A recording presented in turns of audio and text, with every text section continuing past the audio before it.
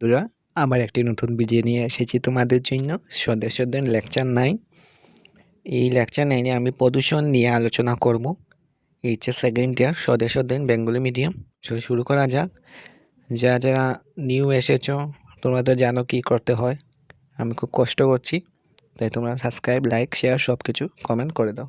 কমেন্টে বলে দেবে কি কোয়েকশন পেপার, না হলে explanation, chapter wise question answer কী দেবো কমেন্টে বলে দেবে। শুরু করা যাক। প্রদূষণ আমাদের কার্যকলাপের জন্য অত্যাধিক দূষিত পদার্থ প্রাকৃতিক পরিবেশের সঙ্গে যখন মিশে যায় তখন তাকে কি বলা হয়? প্রদূষণ। উদাহরণস্বরূপ, আমরা আবর্জনা জমা করে নদীতে ফেলে দেই, ফলে নদীর জল প্রদূষিত হয়। আর কলকারখানা ও যানবাহনের থেকে নির্গত ধোঁয়া বায়ু প্রদূষণ করে। আর এই জল ও বায়ু, মাটি ইত্যাদি প্রদূষণের ফলে আমাদের জীবন অতিষ্ঠ হয়ে উঠেছে।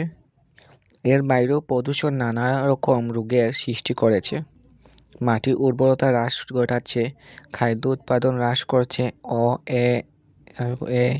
জীববৈচিত্র্যে আঘাত করতে সহায়তা করছে। আমরা প্রদূষণগুলিকে বিভিন্ন ভাগে ভাগ করতে পারি। এর মধ্যে প্রধান ভাগগুলি হলো বায়ু প্রদূষণ।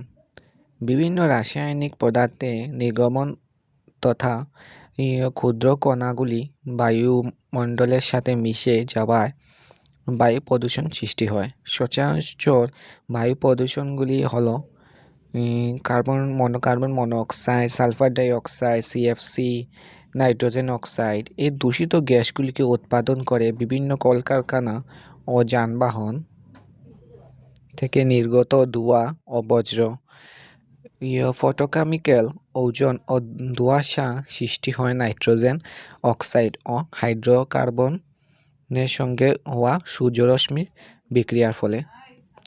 শব্দদূষণ সৃষ্টি হয় দৈনন্দিন পথে শব্দগুলি, উড়োজাহাজের শব্দ, উদ্যোগে মেশিনের শব্দ, তীব্র প্রাবল্যে শোনার শব্দের মাধ্যমে, উচ্চমাত্রার শব্দের মাধ্যমে।